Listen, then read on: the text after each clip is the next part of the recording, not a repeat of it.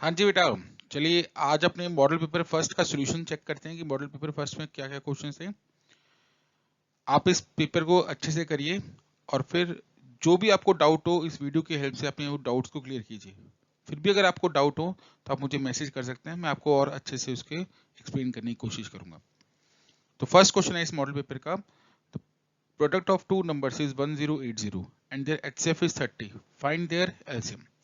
कि दो नंबर्स का जो मल्टीप्लिकेशन है वो है 1080 और उनका एचसीएफ गिवन है 30 और आपको उनका एलसीएम फाइंड करना है। We know that the product of two numbers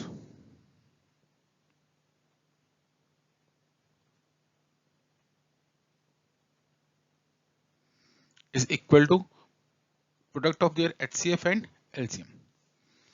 अब आपको product of two numbers given है 1080, एचसीएफ गिवन है 30 और आपको फाइंड करना है एलसीएम। तो इस इक्वेशन से एलसीएम की वैल्यू आ जाएगी 1080 अपॉन 30 और 1080 को अगर आप 30 से डिवाइड करेंगे तो रिजल्ट आता है 36। तो यानी इस क्वेश्चन का जो अपना आंसर आ जाएगा वो आ जाएगा 36। सेकंड क्वेश्चन देखिएगा, the utmost number of zeros of a quadratic polynomial is, मतलब एक क्वाड्रेटिक पॉलिनोमियल है a x square plus b x plus c, यही होता है। अब वो कह रहा है एटमोस्ट, एटमोस्ट मतलब ज्यादा से ज्यादा इसके कितने रूट्स हो सकते हैं।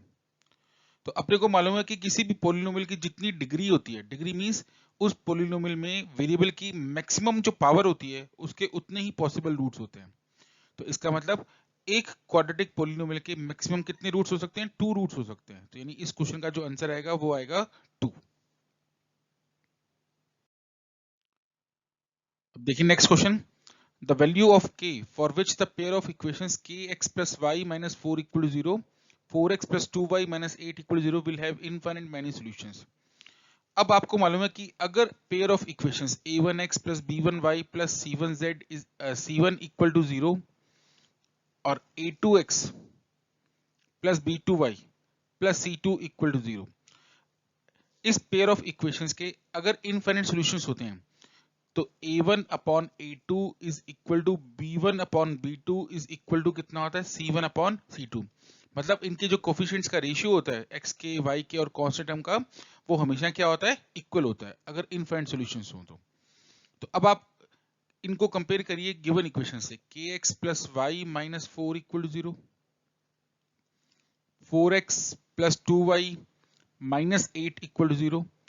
तो अब आप देखिएगा a1 की जगह पे आ रहा है k, a2 की जगह पे आ रहा है बेटा 4, b1 की जगह पे 1, b2 की जगह पे 2 और c1 की जगह पे -4 और c2 की जगह पे आ रहा है -8।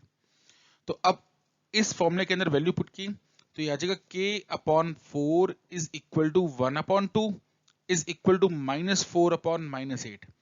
अब -4 और -8 को सिंप्लीफाई किया तो ये भी कितना है 1 अपॉन 2।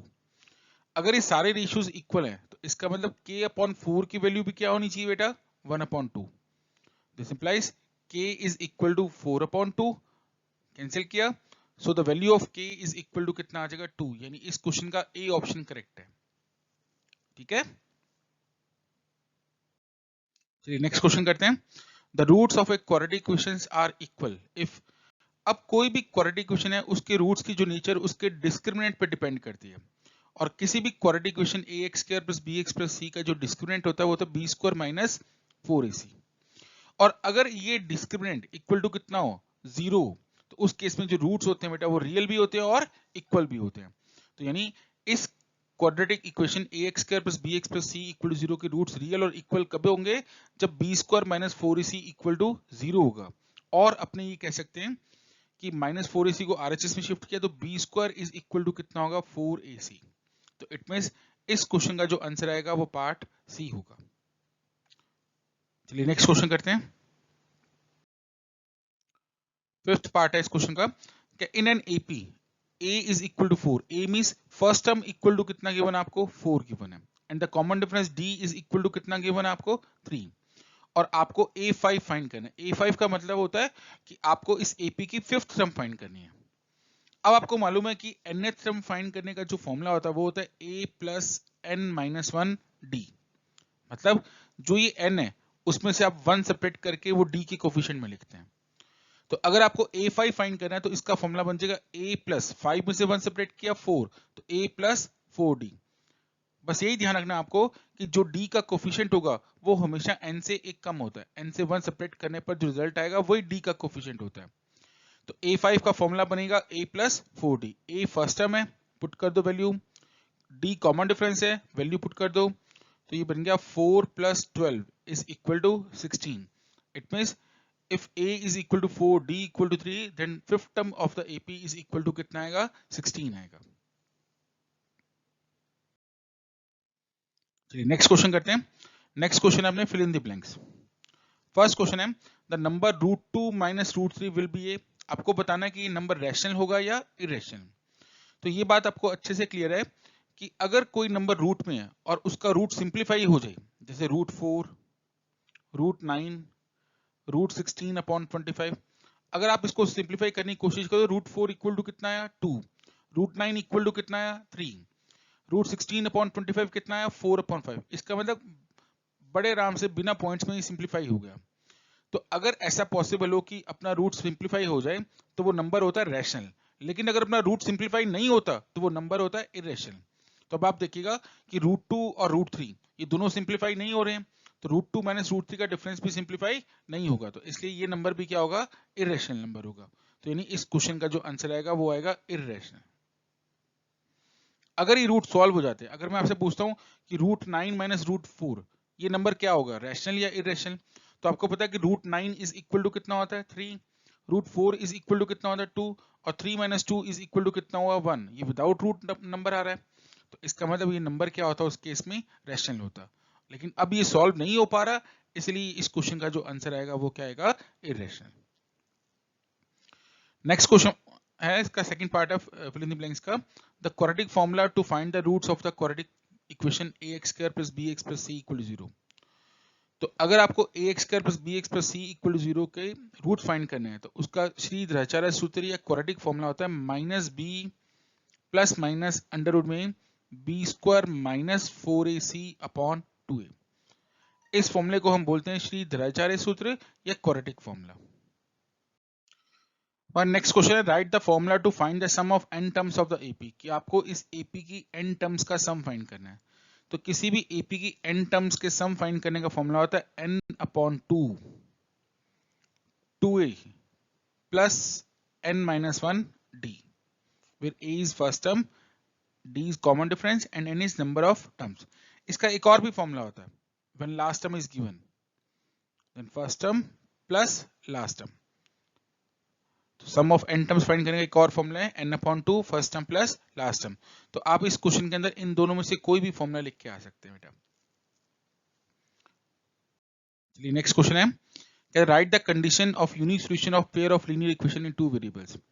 अब आपको 2 इक्वेशंस गिवन है, a1x + b1y + c1 = 0 और a2x + b2y + c2 = 0, और वो कह रहा है कि इनका यूनिक सॉल्यूशन है।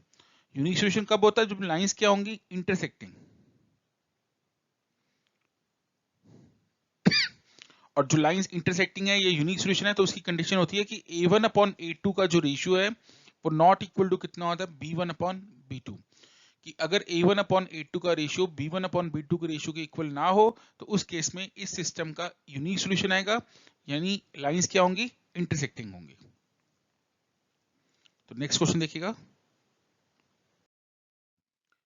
Write the discriminant of the quadratic formula, quadratic equation. अब आपको पता है कि कोई भी क्वाड्रेटिक इक्वेशन होती है वो इस फॉर्म में होती है, ax² + bx + c = 0, और इसका जो डिस्क्रिमिनेंट है d, उसको फाइंड करने का फॉर्मूला होता है b² - 4ac। तो अब आप इस इक्वेशन को गिवन इक्वेशन से कंपेयर करते हैं, तो a = आया 2, b = 3 और c = कितना है, -5।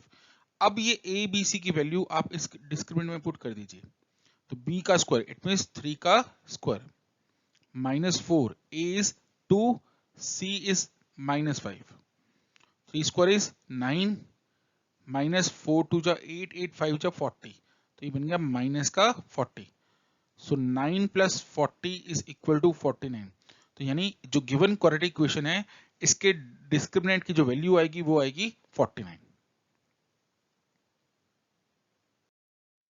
नेक्स्ट क्वेश्चन है, write the condition that the lines are parallel. अगर ये लाइंस पैरेलल हैं तो इसका मतलब इस केस में क्या होगा, कोई भी सॉल्यूशन एग्जिस्ट नहीं करेगा, और नो सॉल्यूशन है तो इन लाइंस को क्या बोलते हैं, पैरेलल लाइंस बोलते हैं, ठीक है। और सिस्टम को बोलते हैं इनकंसिस्टेंट। अगर किसी पेयर ऑफ इक्वेशन का कोई भी सॉल्यूशन आए ना तो उस सिस्टम को हम बोलते हैं इनकंसिस्टेंट। तो इसकी कंडीशन होती है कि a1 upon a2 is equal to b1 upon b2 not equal to c1 upon c2। अगर a1 अपॉन a2 का रेशियो b1 अपॉन b2 के इक्वल है लेकिन c1 अपॉन c2 के रेशियो के इक्वल ना है तो उस केस में लाइंस क्या होंगी, पैरेलल, यानी इनका कोई भी सॉल्यूशन एग्जिस्ट नहीं करेगा। तो बस आपको ये कंडीशन याद रखनी है इसके अंदर। नेक्स्ट क्वेश्चन है,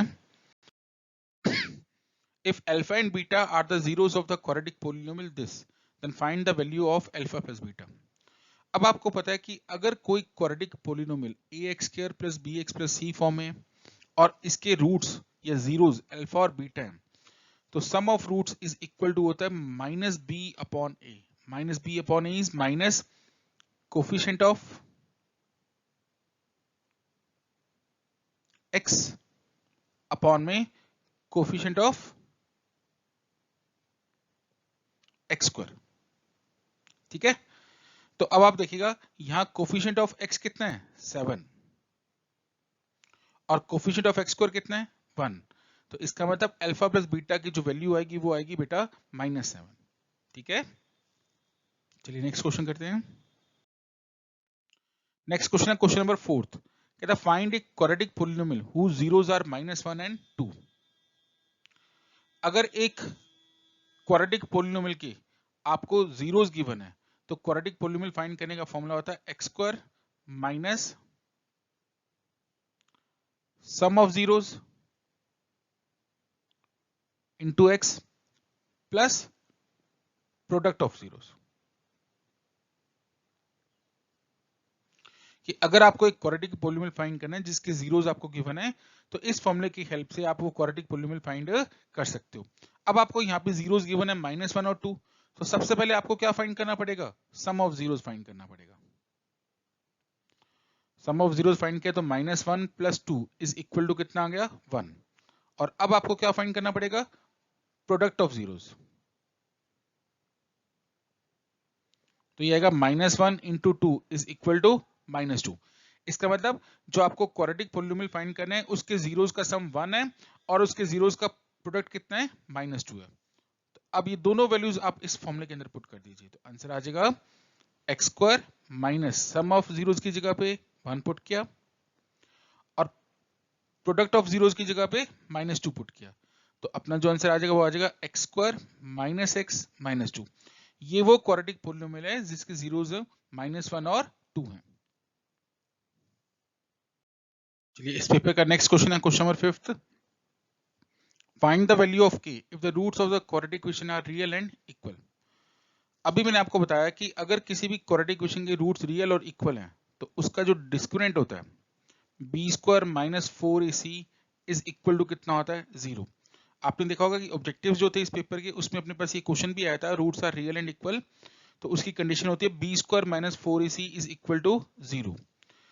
और सबसे पहले हम क्या करेंगे, जो आपको क्वाड्रेटिक इक्वेशन गिवन है उसको ax square plus bx plus c equal to 0 से कंपेयर करेंगे। तो यहां से a की वैल्यू आ गई बेटा 2, b इक्वल टू आ गया k और c इज इक्वल टू आ गया 3। अब ये a b और ये c की वैल्यूज आप इस डिस्क्रिमिनेंट में पुट कर दीजिए तो बी स्क्वायर के स्क्वायर हो जाएगा -4 a की जगह पे पुट किया 2 और c की जगह पे 3। अब रूट्स रियल एंड इक्वल है तो इसकी वैल्यू होगी बेटा 0। तो ये बन गया के स्क्वायर -24 इज इक्वल टू 0। सो के स्क्वायर इज इक्वल टू 24। सो के इज इक्वल टू आएगा प्लस माइनस रूट 24। 24 के कुछ फैक्टर कर लेते हैं अपने 2 मल्टीप्लाई 2 मल्टीप्लाई 2 मल्टीप्लाई 3। तो अब ये पेयर कंप्लीट हो गया। सो हम कह सकते हैं प्लस माइनस 2 रूट 6। तो if the value of k is plus minus 2 root 6 then the roots of the given equation are real and equal. ये अपने क्वेश्चन का आंसर आ जाएगा। चलिए नेक्स्ट क्वेश्चन है question number 6, explain why this number is composite number. देखिए हमारे पास दो type के नंबर्स हैं, एक प्राइम नंबर्स और एक कंपोजिट नंबर। अब प्राइम नंबर की डेफिनेशन क्या होती है? Numbers having exactly two factors, उन नंबर्स को हम बोलते हैं प्राइम नंबर्स। और numbers having more than two factors, तो उन सब नंबर्स को हम बोलते हैं कंपोजिट नंबर्स।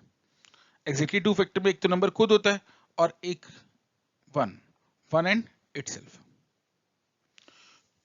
और मोर देन टू फैक्टर्स में वन एंड इटसेल्फ तो होंगे ही, और इसके अलावा और भी अदर नंबर्स होते हैं जिससे वो नंबर डिविजिबल होता है।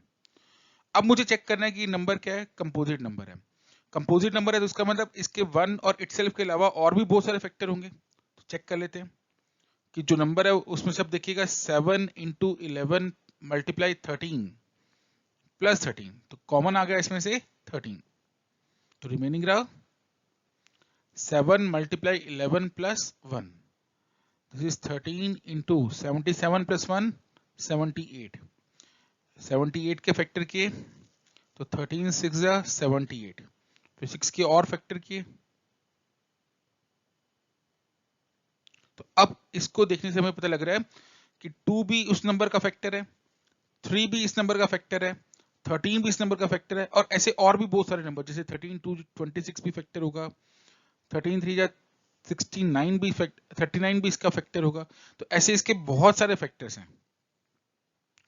तो अगर एक नंबर के वन और खुद के अलावा और भी बहुत सारे फैक्टर्स हो, मोर देन टू फैक्टर्स हो, तो वो नंबर क्या होता है, कंपोजिट नंबर होता है।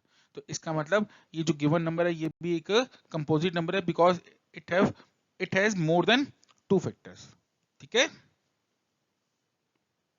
नेक्स्ट क्वेश्चन है, if the sum of first 14 terms of an AP is 1050, sum of 14 terms is equal to given आपको 1050 and the first term is 10, then find the 20th term. तो आपको 20th term find करनी है। आपको given है question में कि 14 terms का सम है 1050, फर्स्ट टर्म गिवन है और आपको 20th टर्म फाइंड करना है। तो सबसे पहले sum of 14 terms, sum of n terms का फॉर्मूला लिख लेते हैं। सम ऑफ n टर्म्स का फॉर्मूला होगा Sn is equal to n/2 2a plus n - 1 d। अब जो चीज गिवन है वो इसमें पुट कर देते हैं। यहां n कितना है 14, और आपको फर्स्ट टर्म 10 गिवन है, नंबर ऑफ टर्म्स 14 गिवन है, लेकिन कॉमन डिफरेंस गिवन नहीं है। तो इस इक्वेशन की हेल्प से हम क्या फाइंड कर सकते हैं, कॉमन डिफरेंस फाइंड कर सकते हैं। अब सम ऑफ 14 टर्म्स की जगह पे पुट कर देते हैं 1050 जो कि गिवन है आपको, और 14 को 2 से डिवाइड किया तो रिजल्ट आ गया 7, और ये बन गया 20 प्लस 13d। अब 1050 को 7 से डिवाइड करते हैं तो बन गया 20 प्लस 13d, 7 से डिवाइड किया तो बन गया 150 is equal to 20 plus 13d। 150 में से 20 को सब्ट्रैक्ट किया, this implies 13d is equal to आ गया 130, so the common difference of this AP is equal to आ गया 10। ठीक है, अब आपको फाइंड करना है 20th टर्म। तो 20th टर्म फाइंड करने का फॉर्मूला होगा a प्लस 19d। अभी मैंने पिछले किसी क्वेश्चन में बताया भी था आपको कि जो भी ये n होगा उसमें से आपको 1 सब्ट्रैक्ट करना है, वही d का कोफिशिएंट होता है। तो 20th टर्म का फॉर्मूला बन जाएगा a plus 19d। a is first term is given है 10 and d is common difference भी कितना गिवन आपको 10। तो इट मींस इसको सॉल्व करने पर जो अपना आंसर आ रहा है वो आ रहा है 200। यानी अगर एक एपी में 14 टर्म्स हैं और 14 टर्म्स का सम 1050 है और फर्स्ट टर्म 10 है, तो उसकी 20th टर्म जो होगी वो होगी 200। हमारा नेक्स्ट क्वेश्चन है, लास्ट क्वेश्चन इस पेपर का, solve the pair of linear equations bye graphical method. अब 100% ये पेपर में क्वेश्चन आएगा, ग्राफ का इक्वेशन तो पक्का आता ही आता है पेपर का। तो इसमें आपको 2 इक्वेशंस गिवन है, इनको ग्राफिकल मेथड से सॉल्व करना है। सबसे पहले हमें क्या करना होता है ग्राफिकल मेथड से सॉल्व करने के लिए, जो आपको इक्वेशंस गिवन है उसमें से आप एक वेरिएबल की वैल्यू फाइंड करते हो। फर्स्ट इक्वेशन गिवन है आपको 2x + y = 6, तो सबसे पहले y फाइंड कर लेते हैं, इसमें 6 - 2x। अब हम इसके क्या फाइंड करेंगे, सॉल्यूशंस। वैसे तो ग्राफ प्लॉट करने के लिए हमें 2 ही सॉल्यूशंस की रिक्वायरमेंट होती है, लेकिन फिर भी बोर्ड एग्जाम के हिसाब से आपको इसमें कम से कम 3 सॉल्यूशंस फाइंड करने चाहिए। सबसे पहले हम x = पुट कर लेते हैं 0। If you put x = 0 in this equation, then we get 2 × 0 is 0, 6 - 0 which is equal to 6। ये हमारा फर्स्ट सॉल्यूशन है। अब ऐसे ही हम x = कितना पुट करेंगे, 1। 6 - 2 is equal to 4, and when we put x = 2, then y is equal to 6 - 2 multiplied 2, 6 - 4 is equal to 2। तो इस तरीके से हमारे पास इस फर्स्ट इक्वेशन के 3 सॉल्यूशंस आ गए। तो अब इनका एक बॉक्स बना लेते हैं।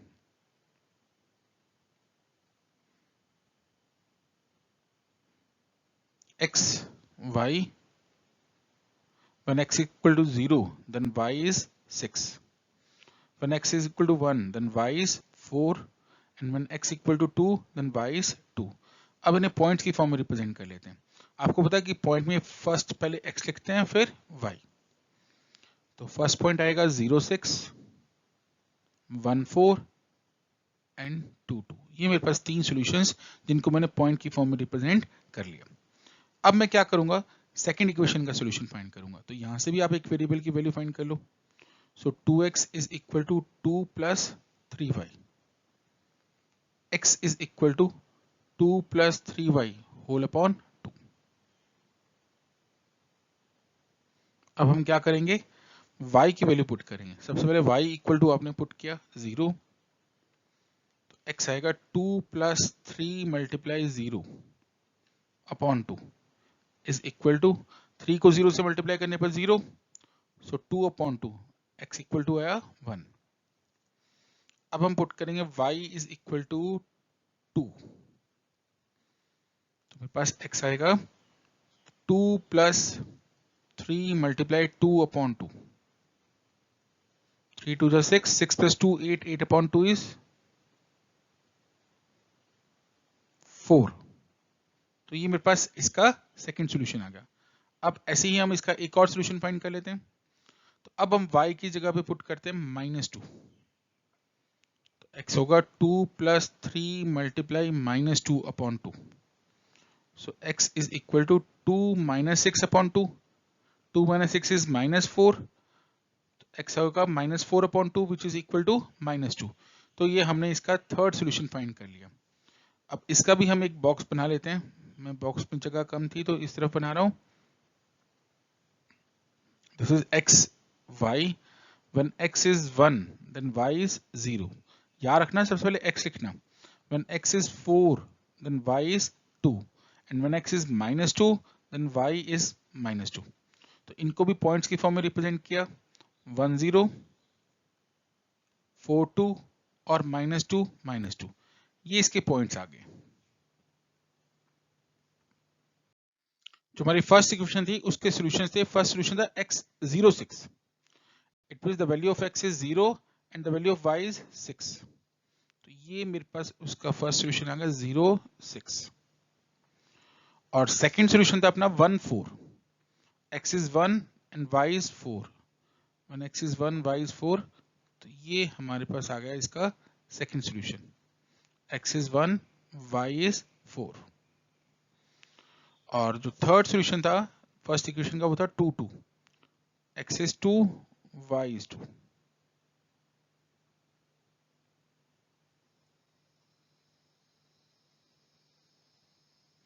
ठीक है, अब हम इसको ज्वाइन कर देंगे स्केल से, तो ये मेरे पास इसका सॉल्यूशन आ जाएगा। अभी मेरे पास स्केल नहीं है तो मैं थोड़ा सा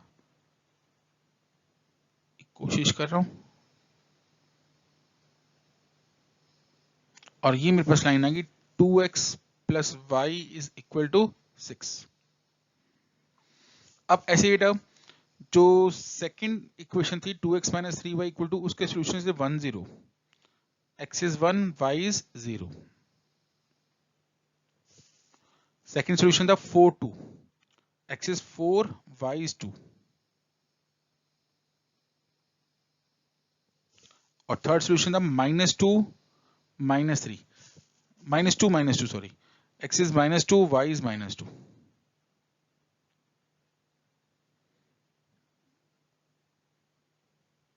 अब इन तीनों सॉल्यूशंस को भी मैं ज्वाइन कर रहा हूं।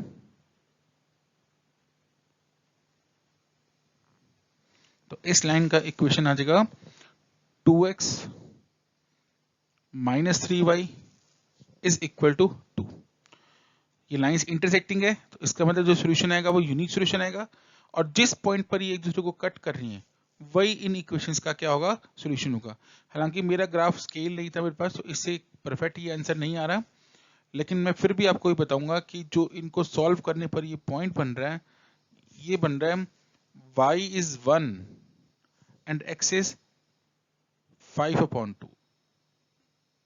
तो इस पॉइंट के जो कोऑर्डिनेट आएंगे ना, आपको ग्राफ जब बनाओगे तो बिल्कुल एक्यूरेट पता लग जाएगा।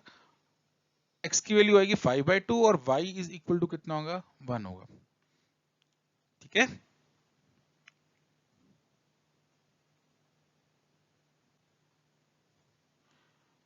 तो ये इसका सोल्यूशन होगा। अभी इसमें एक छोटी सी कमी है, हमने स्केल नहीं लिखा है इसका, तो स्केल के लिए आपको लिखना पड़ेगा on x axis and y axis 1 centimetre is equal to 1 unit. ठीक है, और लास्ट में इसका सोल्यूशन लिख लीजिएगा, x is equal to 5/2 and y is equal to 1 is the solution of the given equation.